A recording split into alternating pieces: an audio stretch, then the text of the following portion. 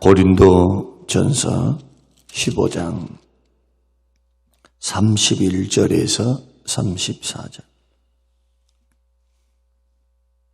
형제들아, 내가 그리스도 예수 우리 주 안에서 가진 바 너희에게 대한 나의 자랑을 두고 단언하노니 나는 날마다 죽노라.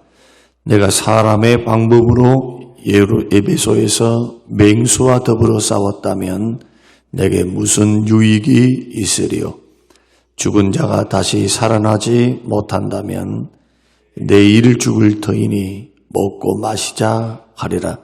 속지 말라. 악한 동무들은 선한 행실을 더럽히나니 깨어 의를 행하고 죄를 짓지 말라.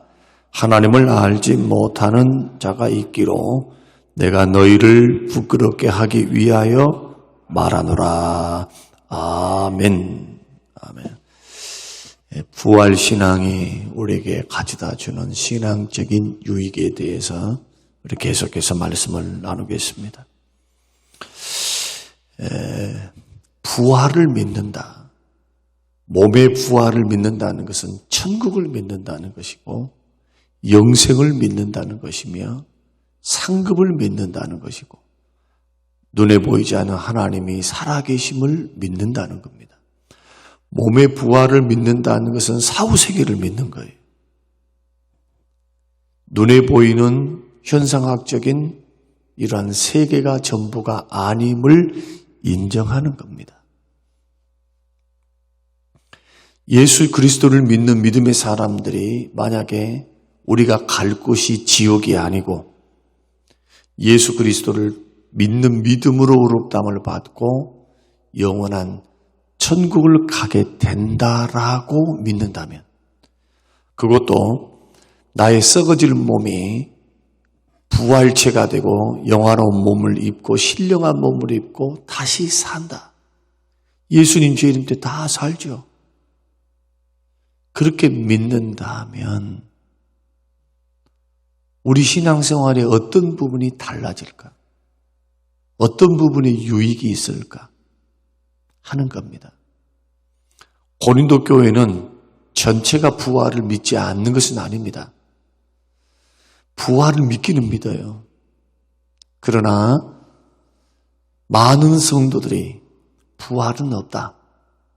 헬라 철학의 영향을 받아서 그들은 부활이 없다. 그렇게 생각하고 그렇게 부활을 부인하는 사람들이 있었어요. 그러니까 교회 안에 굉장한 혼란이 있었겠죠. 왜 이렇게 타락했을까? 영적으로는 예언도 하고 성령의 역사로 지식도 영적인 지식도 있고 방언도 있는데 한쪽에서는 쾌락에 물들어요. 음란한 죄가 성행하기 시작합니다. 근데 교회가 제재를 안 해요. 제재를. 하나님 말씀대로 안 사는데도 제재를 안 해요. 이런 혼란한 고린도 교회의 모습을 우리가 보면서 도대체 그 이유가 뭘까? 왜 세상에 저렇게 쉽게 물들고 세상을 좋아하고 세상을 따라갈까? 그 남은 배려할 줄 모르고 자기 중심적인 신앙을 가지고 자꾸 자랑을 합니다. 자랑. 예, 자랑. 그리고 사람들의 칭찬, 사람들이 주는 어떤 만족감, 여기에 굉장히 집착을 해요.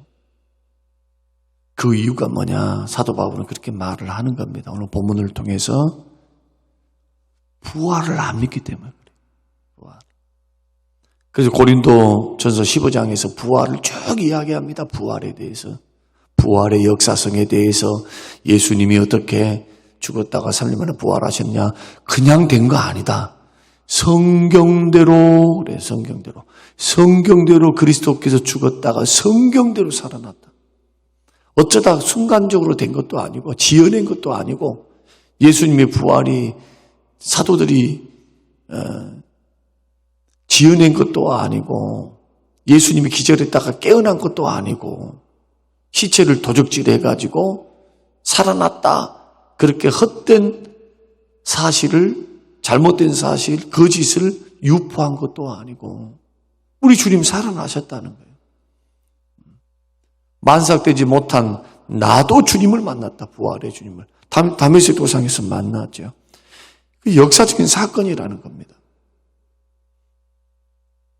그렇게 말씀을 주장을 하고 말씀을 선포한 후에 고린도 교회를 향해서 그렇게 말합니다. 나 너희들을 부끄럽게 하기 위해서 내가 말한다. 그 말이. 34절이 그거잖아요. 나 부끄럽게 하기 위해서 말을 한다. 왜 너희들에게는 죄가 많은가? 거룩하지 않는가? 죄를 지어놓고도 깨닫지를 못하고 그것을 쉽게 생각해요. 예수를 믿으면서도 세상 쾌락과 즐거움을 그대로 수용을 해요. 그리고는 마치 지옥도 없는 것처럼, 천국도 없는 것처럼, 부활도 없는 것처럼 세상 사람들과 똑같이 그 당시 고린도 지역이 엄청나게 음란했거든요. 우상 숭배가 굉장히 관영했어요. 그 세상 사람과 똑같이 그렇게 산다. 그 예수를 믿으면서도 지금은 그 말씀을 우리가 아직 나누지 않았습니다만은 우상의 제물을 먹어요. 똑하니 아프로디테 그 신전에 가가지고 제사도 지내. 어떤 사람은 제사 지내지 않습니다만은 제사는 지내지 않습니다만은 가서 제사 음식을 먹어요. 앉아가지고 다 신전에서 나온 것들을 다 먹었으니까 시장에 팔았으니까. 그리고 어떤 사람은 막 그것을 먹으면 나는 믿음이 있어. 우상제물은 아무것도 아니야. 하면서 담대하게 앉아가지고 이방 제사를 지낸 사람과 더불어 먹으면서 교제를 해요. 신전 앞에서. 다 신전에서 나온 고기를 나눠서 먹었거든요. 그 당시에는. 그러니까 또 믿음이 약한 사람들은 어찌 그럴 수 있냐. 마음이 약한 사람들은. 예수 믿는 사람들이 어떻게 우상 숭배할 수 있겠냐. 귀신의 제사에 참여할 수 있겠냐 하면서 또 시험이 들어요. 마음에 상처를 받아요. 나 저럴 줄 몰랐다고 저 사람들이. 그래서 만약에 사도 바울은 그렇게 말을 합니다. 내가 고기 먹는 것 때문에 형제를 실족하게 할 것 같으면 나는 고기 먹지 아니하리라. 그래서 고기를 먹지를 않아요. 그 후에는 어떻게 먹었는지 다른 지역에서 먹었는지는 모르겠지만은 고린도 지역에 있을 때는 먹지를 않습니다. 왜? 나의 자유함. 음식은 하나님이 주시는 것이니까 감사함으로 받으면 버릴 것이 없어요. 그렇지만 어떤 형제들은 어떻게 예수 믿는 사람들이 하나님을 믿는 사람은 우상을 숭배할 수 있겠냐. 우상의 음식을 먹을 수 있겠냐. 도대체 어떤 사람들이 고린도 교회 안에 있는 어떤 사람들이 이렇게 주장했을까요? 유대인으로 있으면서 예수를 믿는 사람들이죠. 배경이. 그런 사람이 주로 그랬을 것이고 헬라인들은 로마 사람들이나 헬라인들, 이방인들, 그리스도인들은 어떻게 했을까요? 이건 교제야. 우리 예수 믿기 전에도 다 이렇게 교제했어. 신전에서 나온 거 먹으면서 어이 박서방, 김서방, 김씨, 이씨 하면서 시장에서 신전에서 신전이 어떤 곳이냐 하면요. 그 당시에는 이방 신전에서 같이 제사를 지낸 것도 아니고 이 문화였습니다. 문화. 거기가 사랑방이에요. 사랑방. 그 당시.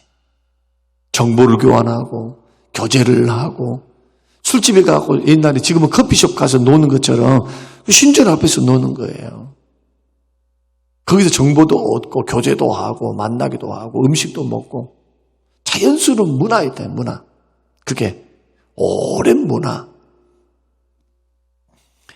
그러니까 이러한 부분들도 보십시오.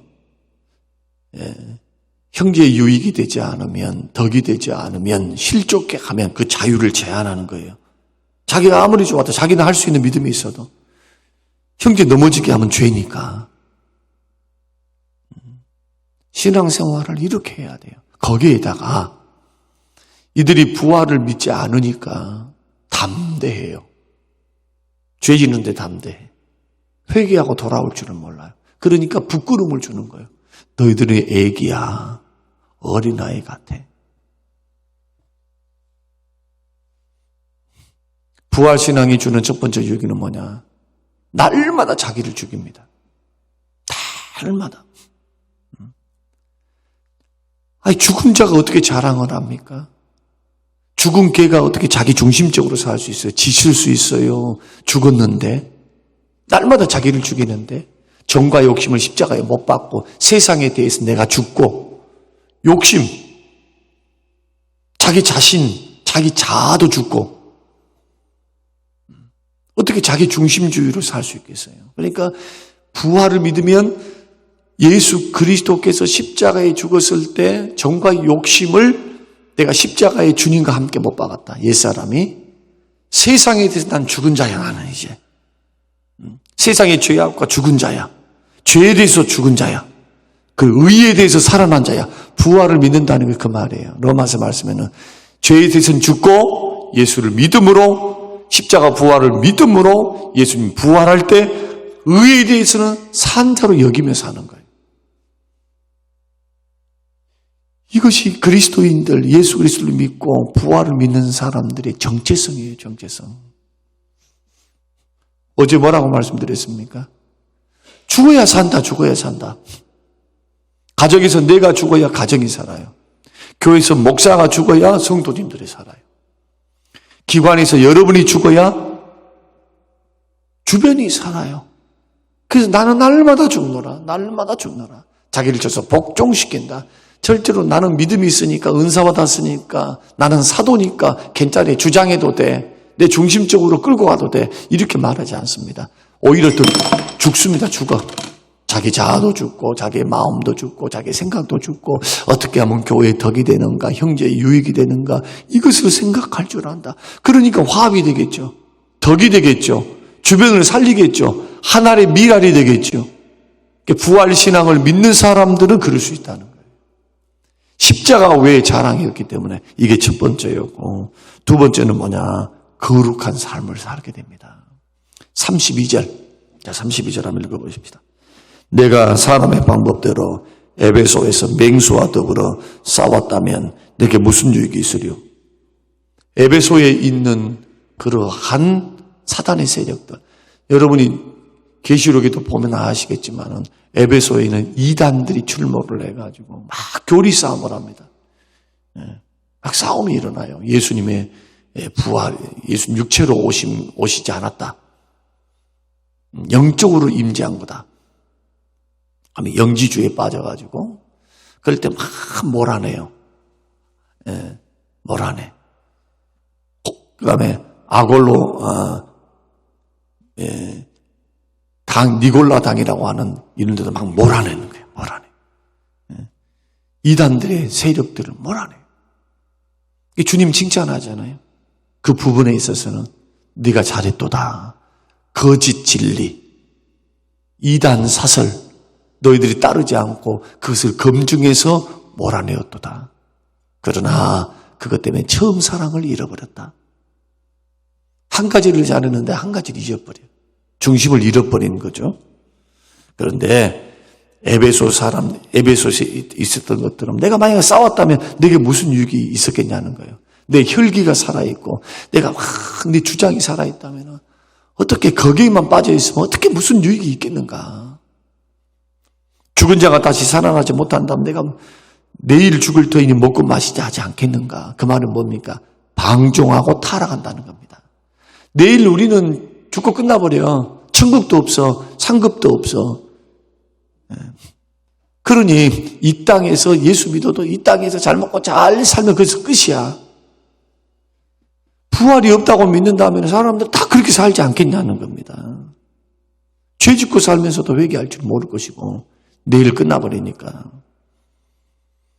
33절과 34절 말씀을 보면은 뭐라고 속지 말라 그러잖아요. 속지 말라. 무슨 뜻입니까? 부활이 있다는 거예요. 상급이 있다는 거예요. 심판이 있다는 거예요. 심판.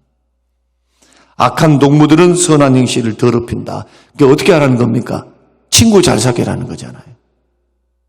믿음의 친구도 잘 사귀고 세상 친구도 잘 사귀고 자꾸 미래가 없는 것처럼 우리를 꼬드겨서 진리에서 떠나게 하고 또 거룩한 삶, 율법의 말씀, 생명의 말씀에서부터 떠나서 죄 짓고 사는 그 길에 자꾸 손짓할 때 그 악한 동무들을 따라가지 말라. 친구 잘 사귀라는 것이고 세상 따라가지 말라는 것이죠. 거기다 34절 깨어 의를 행하고 죄 짓지 말라잖아요. 죄 짓지 말라는 거예요. 일시적인 쾌락에 빠지지 마라. 그래서 이러한 삶을 살기 위해서는 뭐가 필요하다? 부활의 믿음이 필요하다는 거예요. 계속 부활 이야기하잖아요. 부활.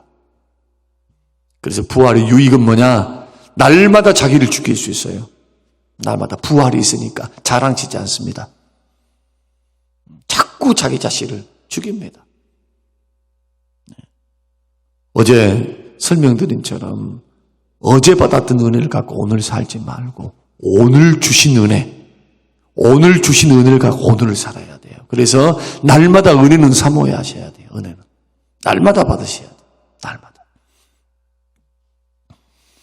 그러면 거룩하게 한 삶을 살 수 있는데 그럼 거룩한 삶이란 뭐냐? 완벽하게 세상과 차단해서 저 숲속에 들어가서 사는 것인가? 그건 아닙니다. 그거. 우리의 부름은 세상 속으로 부름이니까 세상에 들어가 살아야 돼요. 여기서 거룩한 삶이란 구별된 삶입니다. 세상에 들어가면서도 죄된 길을 죄와 죄가 아닌 것을 분별할 줄 알고 거짓을 분별할 줄 알고 진리를 분별할 줄 알면서 죄된 길에 서지 않는 겁니다. 구별되게 사는 거예요. 세상과 죄와 구별되게. 그러기 위해서는 생각도 잘해야 되고 바라보는 것도 잘해야 되겠죠. 하나님의 말씀의 기준이 되어서 쉽게 말씀드리면 주의 말씀의 기준을 딱 보면서 주의 말씀이 아닌 것은 버리고 주의 말씀이 그렇다 하는 것은 따라가는 그 구별된 삶이에요. 그때 필요한 게 뭡니까? 말씀이죠. 말씀. 여러분 어디다가 기준을 세우시랍니까? 어디다가? 하나님 말씀의 기준을 세워야죠. 그렇게 하면서 세상 사람들이 욕하고 살 때 우리는 욕하지 않습니다. 원수 갚을 때 우리는 원수 갚지 않습니다. 주님이 그거 안 기뻐하니까. 원수는 주님이 갚으실 것이니까 너희들이 하지 마라. 너희들의 비판과 판단하는 것을 너에게 하나님이 허락하지 않았다. 비판과 판단은 하나님이 하신다. 용서하라.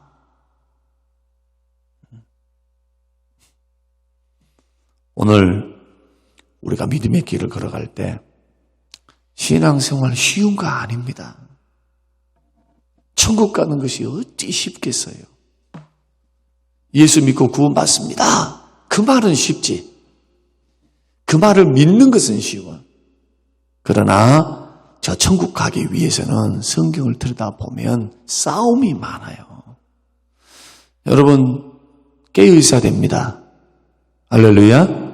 믿음이 소인이가 깨어있어야지. 아니 나는 괜찮아.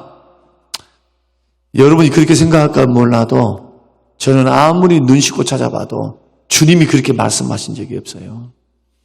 세상의 깊은 잠에 빠지지 않도록 조심하라 그러고 롯의 처할 때와 같다. 노아의 때와 같다. 야 깨어있어. 깨어있어야 돼. 술 취하면서 종들이 술 취하면 세상에 취해 있다는 거예요. 술 취했다는 것은 그냥 게으르게 이 세상을 살고 사명 없이 살면 많이 두드러 맞아. 많이 맡긴 자에게는 많이 달라 할 것이고 많이 요구할 것이고 알면서도 주의 말씀을 알면서도 행하지 않는 자는 어떻게 한다고요? 모르고 행한 자보다도 더 많은 심판을 받는 거예요. 여기서 말하는 심판이란 주님의 책망을 말씀을 하고 예수 믿는 사람들도 그날에 분명히 구원이 확실한 것처럼 주님 앞에 계산법도 확실할 거라는 거예요. 그래서 그런 부분을 가지고 걸어가야 경건해지죠. 경건해지죠. 삶을 함부로 살지 않죠. 제가 말씀드린 것은 행위 구원을 말하는 거 아닙니다. 예수 믿고 구원받은 하나님 사람들이 구원받았으니까 나는 이것저것 해도 돼. 이런 식으로 구원파식으로 믿는다든지 아니면은 부활이 없어. 나는 예수 그리스도를 믿어. 예수 십자가 부활도 믿어. 예수님 부활했다는 건 믿어. 그러나 몸의 부활은 안 믿어. 이거거든요. 고린도 교회는. 내가 다시 몸이 부활하고 영원히 사는 거 나 그거 안 믿어. 그 말이에요. 이러한 부활을 부인하게 되면 이렇게 방종이 나타나요. 방종. 이것은 구원받은 증거가 아닙니다. 구원받은 증거는 열매로 합니다.